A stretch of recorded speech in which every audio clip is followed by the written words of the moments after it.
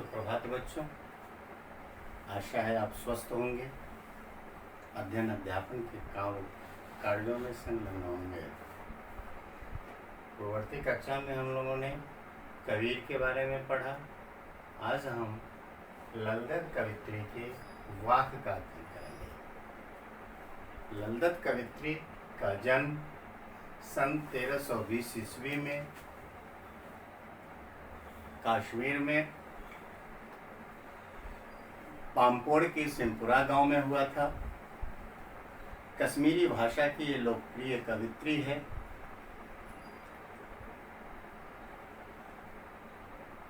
इनका देहांत 1391 के आसपास में माना जाता है। भक्ति काल की कवित्री है। जैसे हमने आपको बताया कि कबीरदास हुई, मीरा, रसखान आदि कवियों की तरह, तुलसी आदि कवियों की तरह ही मीरा भी भक्ति काल की कवित्री है। कश्मीर भाषा की यह कवित्री वाक में इनकी रचना है। वाक शैली का इन्होंने प्रयोग किया है। इनकी महत्वपूर्ण रचनाएं हैं।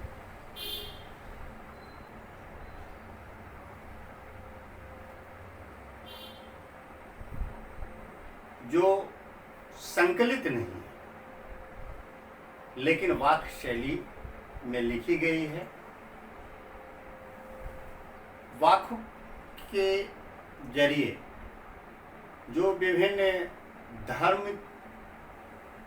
विभिन्न जातियों के बीच की जो संकीर्णताएं थी उससे ऊपर उठकर ऐसे भक्ति के राह पर चलने के लिए प्रेरित करती है जिसका वास्तविक लगाव, वास्तविक जुड़ाव जीवन के साथ हो। धार्मिक आडंबरों का विरोध करती है। जाति धर्म का विरोध करने के साथ साथ, उन विसंगतियों का विरोध करने के साथ साथ इनके वाक में प्रेम के स्वरूप का वर्णन है। प्रेम के वास्तविक मूल्य को कवित्री समझाने की कोशिश करती है।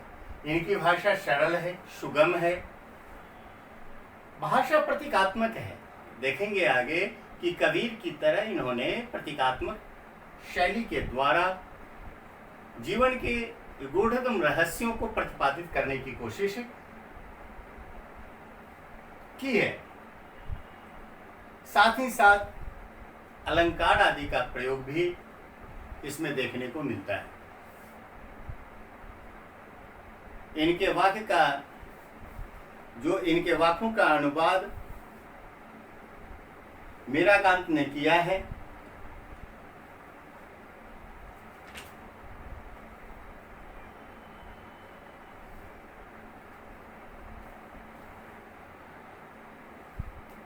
सरल सुगम भाषा में कवित्री बताना चाहती है। यहाँ हम उनके 4 वाक्यों का अध्ययन करेंगे जिसका हिंदी अनुवाद यहाँ प्रस्तुत किया गया है।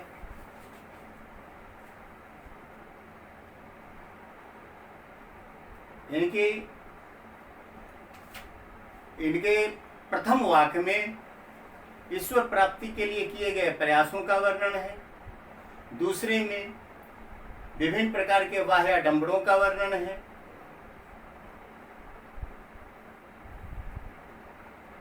वह हमें बताने की कोशिश करती है कि कैसे हम जब तक संभावी नहीं होंगे तब तक हमारी चेतना का विस्तार नहीं होगा और ईश्वर के सच्चे स्वरूप को नहीं समझ सकते।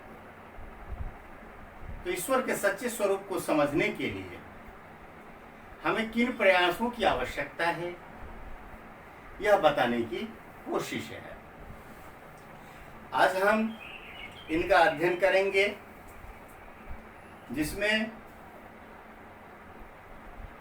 वह बताने की कोशिश है कि यह जीवन रूपी संसार को, भवसागर को पार करने के लिए जिस साधना की आवश्यकता होती है वह कर्म पर आधारित है। इसलिए हमें अपने जीवन में मुक्ति पाने के लिए सत्कर्म के पथ पर अग्रसर होना चाहिए। कहती है कि रस्सी कच्चे धागे की खींच रही मैं नाव। यहां भी प्रतीक है। यह रस्सी कच्चे धागे की, यह रस्सी यह भी प्रतीक है, यह मानव जीवन का प्रतीक है। कहती है मानव जीवन कच्चे धागे रूपी डोर से, एहसासों की डोर से बंधी हुई है और उसके सहारे खींच रही मैं नाव। यहां नाव प्रतीक है मानव शरीर का। तो जीवन रूपी नैया को, इस शरीर को कच्चे धागे रूपी डोर से मैं खींच रही हूं। आगे उसकी कामना है, यह दिखाई देती है कि जाने कब सुन मेरी पुकार, करे देव भव सागर पार। इस उम्मीद के सहारे, इस आशा के सहारे वह जी रही है कि देव अर्थात ईश्वर परमात्मा उसकी सच्चे पुकार को सुनेंगे और उसकी पुकार को सुनकर एक दिन वह उसे अवश्य भव सागर पार लगाएंगे, अर्थात मुक्ति प्रदान करेंगे। आगे कहती है पानी टपके कच्चे सकोरे। यह जो विभिन्न प्रकार के प्रयास है जो मनुष्य भवसागर पार करने के लिए विभिन्न प्रकार के कर्म करता है, चाहे वो धार्मिक हो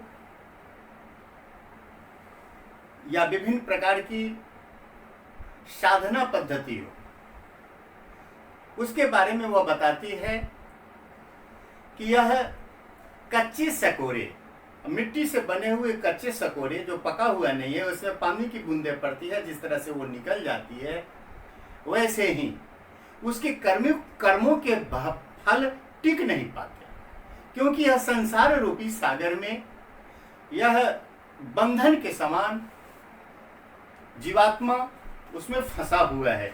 वह मोह में, माया मोह के जाल में फंसा हुआ है, जिसके कारण उसके द्वारा जो भी मुक्ति के प्रयास किए जाते हैं वह निष्फल हो रहे हैं, कमजोर हो रहे हैं।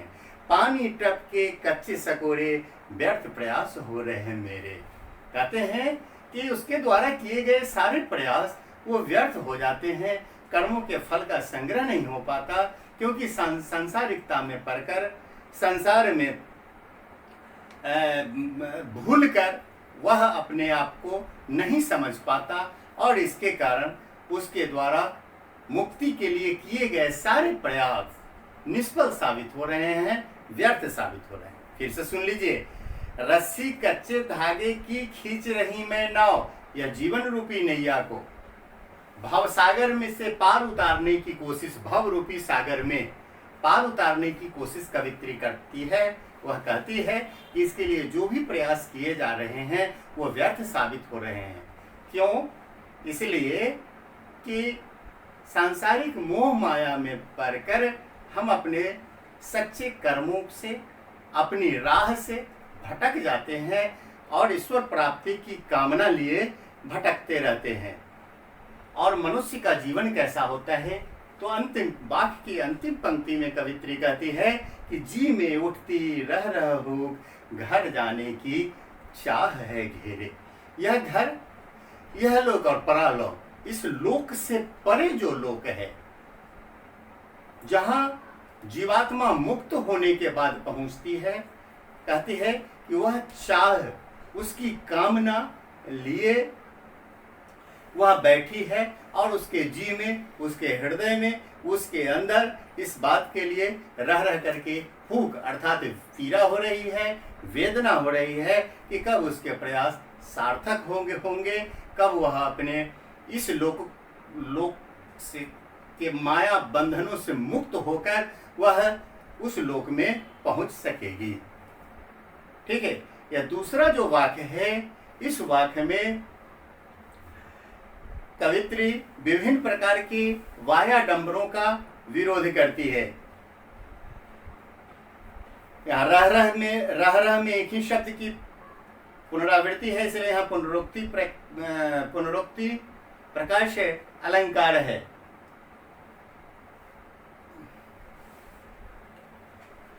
कहते हैं कि इसमें कहती है कवित्री कि खा खा कर कुछ पाएगा नहीं, न खाकर बनेगा अहंकारी। खा खा कर कुछ पाएगा नहीं, न खाकर बनेगा अहंकारी। क्या खाने की मतलब है? यह जो सांसारिक जीवन में पड़कर यहाँ सुख सुविधाओं के उपभोग से कहती है कवित्री कि इससे कुछ हासिल होने वाला नहीं है। अगर आप इसका परित्याग भी कर देते हैं, इन सांसारिक वैभव का, सुविधाओं का, सांसारिक सुखों का परित्याग कर देते हैं, अर्थात आप वैराग्य धारण कर लेते हैं, इसके मुंह से अपने आप को दूर करने की कोशिश करते हैं, तब भी आपकी यह प्रवृत्ति आपको अहंकारी बना देती है। खा खाकर कुछ पाएगा नहीं, न खाकर बनेगा अहंकारी। यह जो सांसारिक बंधन है, इसमें पड़कर इसका उपभोग करके हमारी यह स्थिति होती है कि हम उस बंधन में फंस जाते हैं, बंध जाते हैं, जिससे निकलना मुश्किल हो जाता है। कहते हैं कि इससे कवित्री कहती है कि कुछ मिलने वाला नहीं है, न खाकर बनेगा अहंकारी। यदि इन सुविधाओं का, इन बंधनों का हम परित्याग भी कर देते हैं, तो हमारे अंदर की एक प्रवृत्ति होती है कि हमने इसका परित्याग कर दिया, जिस संकल्प शक्ति के कारण हमारे अंदर अहंकार हो जाता है। कहती है कवित्री कि यह दोनों ही स्थिति अच्छी नहीं है। आगे बताती है, सम खा तभी होगा समभावी। ये प्रश्न बार बार पूछा जाता है। कहती है यह सम खा। अब सम, यदि सम का अर्थ, सम का दो अर्थ, यदि सम को शम कहें, अर्थात शम अंतःकरण तथा बाह्य इंद्रियों पर हम अपने आप को नियंत्रित कर लेते हैं, तब हम संभावी बनेंगे। अर्थात दोनों ही स्थितियों में हम समानता का भाव जब आ जाएगा, हमारे अंदर की जो शक्तियां हैं उसका हमको आत्मालोकन से ज्ञान प्राप्त हो जाएगा, तभी हम ईश्वर को समझ सकते हैं, ईश्वर के द्वार तक पहुंच सकते हैं। और इसलिए अंतिम पंक्ति में वह कहती है कि सम खा तभी होगा संभावी। तब तुम्हारे अंदर संभाव उत्पन्न होगा, न उसमें आसक्ति होगी और ना ही विरक्ति होगी। अर्थात आत्म तत्व का ज्ञान होगा, आत्मावलोकन करने की प्रवृत्ति होगी, हम अपने आप को समझ सकेंगे, खुलेगी सांकल बंद द्वार की। तो यह जो सांकल है, सांकल छिटकिली को जैसे घर वगैरह में लगा देते हैं, उसको बोलते हैं। तो यह जो एक बंधन है, जो आत्मा और परमात्मा के बीच में जो बंधन है, जो कुंडी लगी हुई है, वह आत्मावलोकन से खुल जाएगी जब हम संभावी हो जाएंगे। सांसारिक सुखों के प्रति हमारे मन की आसक्ति समाप्त हो जाएगी, हमारे आंतरिक एवं बाह्य इंद्रियों पर नियंत्रण हो जाएगा, हम संभावी हो जाएंगे, तो हमारे लिए ईश्वर का द्वार खुद खुल जाएगा और हमारे अंदर जो अंधकार रूपी पर्दा है, वह पर्दा हट जाएगा, खुलेगी सांकल बंद द्वार की। हम ईश्वर तक पहुंच जाएंगे, ईश्वर के वास्तविक स्वरूप का हमको दर्शन होगा। तीसरे वाक्य में कहती है, तीसरे वाक्य में बताती है कि भवसागर पार करने के लिए हमारे जो सत्कर्म रूपी फल है, वही हमारे लिए सहायक हैं। कहती है कि आई सीधी राह से गई न सीधी राह, सुसुम सेतु पर खड़ी थी बीत गई दिन आ। जिस समय कहती है कि जिस समय वह आए थे उस समय उसका मन बिल्कुल साफ था। कहती है कि वह बिल्कुल सीधी थी, लेकिन सांसारिक माया मोह के बंधनों में पड़कर जो मनुष्य की स्थिति होती है उसका वर्णन करते हुए वह कहती है कि गई न सीधी राह, पर वह सीधी राह पर सच्चे मार्ग पर नहीं चल सकी। अर्थात मनुष्य जब इस संसार में आता है उस समय उसके अंदर की जो भावना होती है वह निर्मल होती है, पवित्र होती है। सांसारिक जीवन जीने पर अर्थात जब मनुष्य संसार में प्रवेश करता है तब वह छल कपट के रास्ते पर चल पड़ता है और इसका परिणाम होता है कि वह ईश्वर से दूर होता चला जाता है। कहती है हठ योग की साधना की प्रवृत्ति के बारे में बताती है कि कवित्री कहती है कि सुसुम सेतु पर खड़ी थी बीत गया दिन आए। हठ योग की साधना में लगी हुई थी, वह इसको बलपूर्वक ईश्वर को प्राप्त करना चाहते थे। हठ योग की साधना में सुषुम्न नाड़ी पर ध्यान को केंद्रित कर परमात्मा का ध्यान किया जाता है। लेकिन वह कहती है कि बीत गया दिन आ, कि यह इस प्रयास में उसका जीवन बीत गया, मनुष्य का जीवन बीत जाता है। हठ योग की साधना, विभिन्न प्रकार की जो साधना पद्धति है उसको अपनाने में, उस पर चलने में, और वह जितना ही इस ओर बढ़ता है ईश्वर से दूर होता जाता है, वह आत्मालोकन की प्रवृत्ति उसकी समाप्त होती जाती है, ईश्वर के रूप को नहीं पहचान पाता है। और उसके बाद वह कहती है जिसमें सत्कर्म की प्रधानता देते हुए कहती है कि जेब टटोली कौड़ी न पाई, माझी को दू क्या उतराई। इस भवसागर को पार करने वाले माझी, देखो जो नदी आदि को पार कराता है वह नाविक, वह एक माझी होता है। और यहाँ उसने ईश्वर को माझी कहा है, यहाँ माझी शब्द का प्रयोग ईश्वर के लिए किया गया है। भवसागर पार कराता है वह ईश्वर, तो ईश्वर को क्या दूं, कहते हैं कि जेब टटोली कौड़ी न पाए। जब अपने आप का वह आत्मावलोकन करती है तो वह उसको इस बात का एहसास होता है कि उसने अपने जीवन में सत्कर्मों के फल को संग्रहित नहीं किया, उसको जमा नहीं किया। और आज जब उसे ईश्वर को, उस माझी को, भवसागर को पार, भवसागर में जीवन रूपी नैया को पार कराने वाले माझी को जब उतराई देने की बात आती है तो वह अपने आप को बिल्कुल रिक्त महसूस करती है। उसके हाथ में कुछ नहीं होता, उसके जेब में एक कौड़ी नहीं होती, कुछ नहीं रहता। नाविक को जो पार लगाने उतरने पर जो कुछ शुल्क दिया जाता है वही उतराई है। अंतिम वाक्य में कहती है कि इसमें आत्मज्ञान को सच्चा ज्ञान मानती है, ईश्वर की व्यापकता का बोध कराती है। कहती है कि थल थल में बसता है शिव ही, थल थल का मतलब होता है कण कण, तो थल थल में बसता है शिव ही, ईश्वर। वह कहना चाहती है कि कण कण में, हर जर्रा जर्रा में उस परमात्मा का वास है। वो ईश्वर अर्थात ईश्वर सर्वव्यापक है, वह प्रत्येक स्थान पर रहता है। कवित्री शिव को अपना ईश्वर मानती है। थल थल में बसता है शिव ही, भेद न कर क्या हिंदू मुसलमान।